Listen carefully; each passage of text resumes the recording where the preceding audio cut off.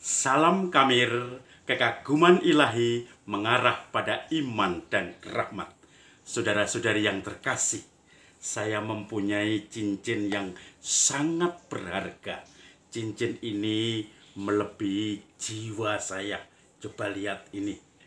Cincin dari Bacan. Yaitu batu akik, batu mulia. Nih dari Bacan. Dan ini tentu saja souvenir yang diberikan umat kepada saya. Dan sekarang saya membutuhkan uang.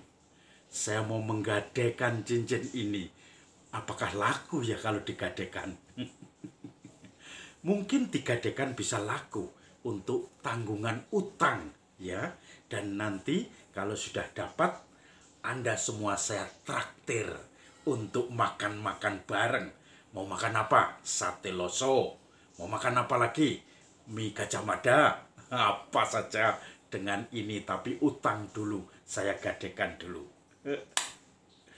Saudara-saudari yang terkasih, Injil hari ini bicara tentang pengampunan. Orang yang diampuni, sebaiknya dia juga mengampuni orang lain. Yesus memberikan suatu perumpamaan. Sampai berapa kali orang harus mengampuni? Maka Yesus mengatakan sampai 70 kali 7 kali. Sebab kerajaan Allah itu seperti seorang raja yang menangkap anak buahnya karena utang 10.000 talenta. Itu uang yang banyak sekali. Tetapi dia tidak bisa mengembalikan. Maka raja itu mengatakan, kalau begitu kamu harus dijual dengan anak istrimu sebagai tanggungan untuk membayar utang itu. Tetapi dia minta dengan sangat bersujud di hadapan raja itu. Tolong raja, kasihanilah aku. Utangmu akan aku lunasi. Tetapi tunggu, berilah saya kesempatan. Maka raja itu berbelas kasihan. Dan dia pun mengatakan, utangmu sudah aku lunaskan. Oke, sekarang kamu pergilah. Maka sukacita orang itu karena utangnya sudah dilunasi. Dan kemudian ketika pulang, dia bertemu dengan tetangganya yang berhutang 100 dinar. Jadi ini hanya sepersekian puluh ribu dari 10.000 talenta, 100 dinar. Dia pun langsung menangkap orang itu. Bayarlah utangmu. Tetapi dia mengatakan, tunggu, saya akan melunaskan, tetapi minta waktu. Tidak bisa, sekarang juga kamu akan aku serahkan kepada pengadilan. Maka kemudian masuklah penjara tetangganya yang berutang 100 dinar tadi. Lalu teman-temannya merasakan bagaimana orang ini kejam. Sahabatnya sendiri dimasukkan ke dalam penjara. Lalu raja itu mendengar. Kemudian dia memanggil orang itu. Bukankah kamu sudah kulunaskan utangmu yang 10.000 talenta?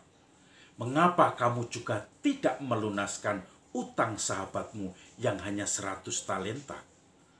Maka masuklah kamu ke dalam kematian yang kekal, ke dalam neraka api yang menyala-nyala, karena kamu tidak mengampuni. Saudara-saudari yang terkasih, pengampunan itu dari Tuhan sungguh-sungguh pengampunan yang utuh, pengampunan yang gratis. Maka kita hanya bisa mengatakan terima kasih pada Tuhan. Dan kita pun harus mengampuni orang-orang di sekitar kita. Kita ingat doa Bapa kami. Tuhan, ampunilah kami sebagaimana kami mengampuni kesalahan orang yang bersalah terhadap kami. Maka kalau kita mau diampuni Tuhan, kita pun juga harus mengampuni. Dan ini menjadi ciri khas pertobatan kita. Tidak pertobatan yang hanya untuk diri sendiri, tetapi pertobatan untuk semangat sosial. saya teringat ada seorang relasinya antara bapak dengan anak. Kemudian terjadi suatu saat konflik besar. Anak itu pun diusir dari rumahnya. Maka ketika sudah mulai tua, si bapak ini yang sudah terlanjur mengusir, dia menyesal. Dia seakan-akan tidak bisa meninggal sebelum dia berjumpa dengan anaknya yang pernah diusir.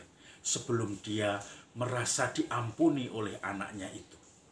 Maka kemudian anaknya sudah sukses. Dia tadinya ikut orang lain merintis usahanya.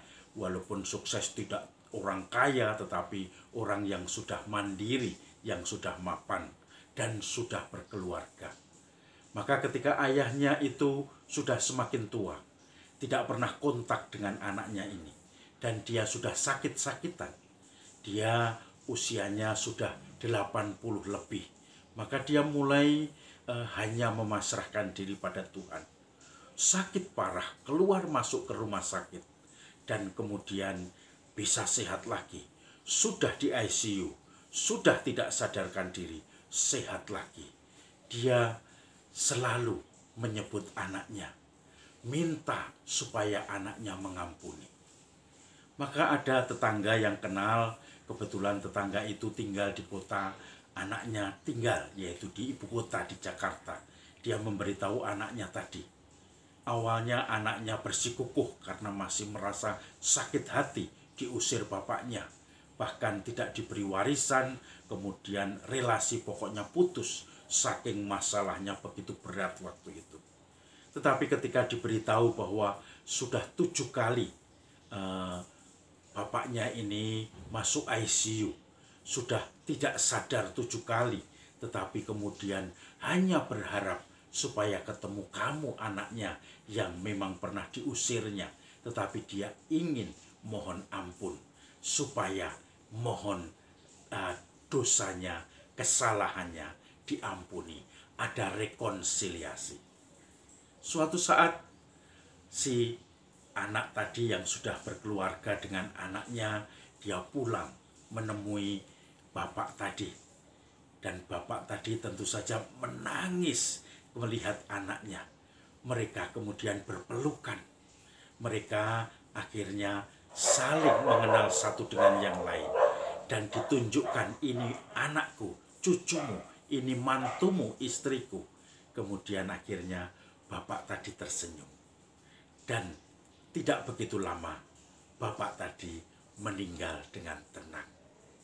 Saudara-saudari yang terkasih, rupanya pengampunan itu menjadi kekuatan kasih yang mendalam.